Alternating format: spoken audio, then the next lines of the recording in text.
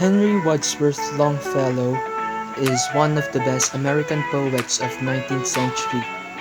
Born in February 27, 1807, he achieved multi-level awards, national and even international, to which any other writer can accomplish in the United States. Some of the works of Longfellow were Paul Revere's Ride, Evangeline, A Tale of Acadie, and A Psalm of Life. After Longfellow's completion of lecture with Johann Wolfgang von Goethe, he became his inspiration to write the poem. Also, at Harvard University, he had a heartfelt conversation with his friend Cornelius Conway Felton, which also inspired him in writing the poem. A Psalm of Life was a lyric of sacred emotion, published in October of 1838. Psalm is a sacred song that means following path of righteousness. The poem was written in ABAB pattern, to which every end of the line rhymes. The poem itself is meant to inspire its readers to live life actively, forgetting the past, and not taking the future for granted. The message is underlined by a vigorous, trochaic meter and frequent exclamation. At the beginning of the poem, Longfellow showed his interest to Judaism, which is well known in his era. The poem consists of 9 stanzas with 4 lines each.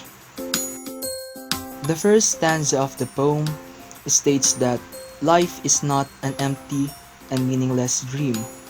Someone that enjoys sleeping lives a worthless life. Longfellow on this stanza encouraged its reader that life is real and earnest, and that death is not the goal. It's about living life earnestly and fully. Third stanza implies that living should only be between enjoyment and mourning. Each day, we need to do things wisely to achieve a better tomorrow.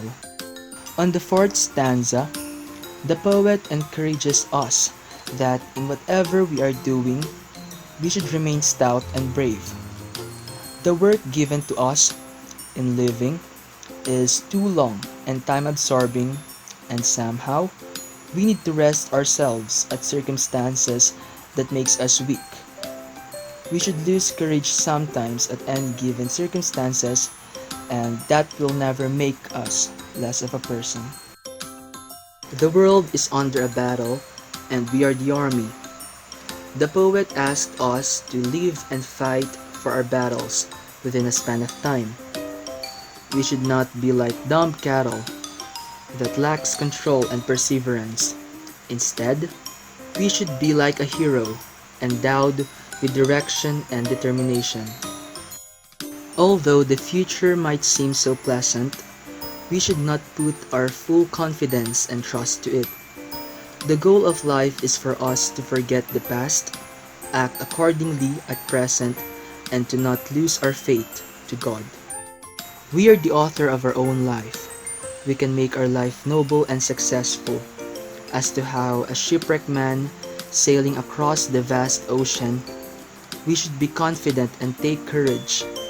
When we die, the next generation will have something to be left behind, footprints to be pondered, and following us as their examples.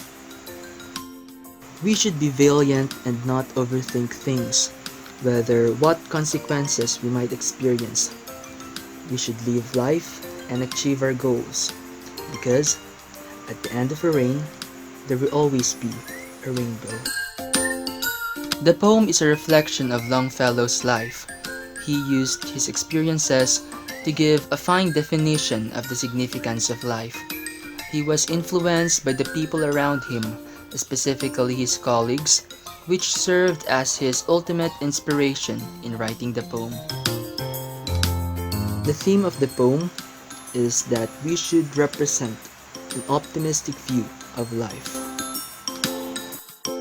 Longfellow himself summarized the poem and answered readers' question that the Psalm of Life is, in verbatim, a transcript of my thoughts and feelings at the time I wrote, and of the conviction therein expressed that life is something more than an idle dream. The poet encourages his readers not to take advantage of life, that life is short and is going to end soon. The poem expresses the poet's thoughts on how to live life and that we should make a good use of it.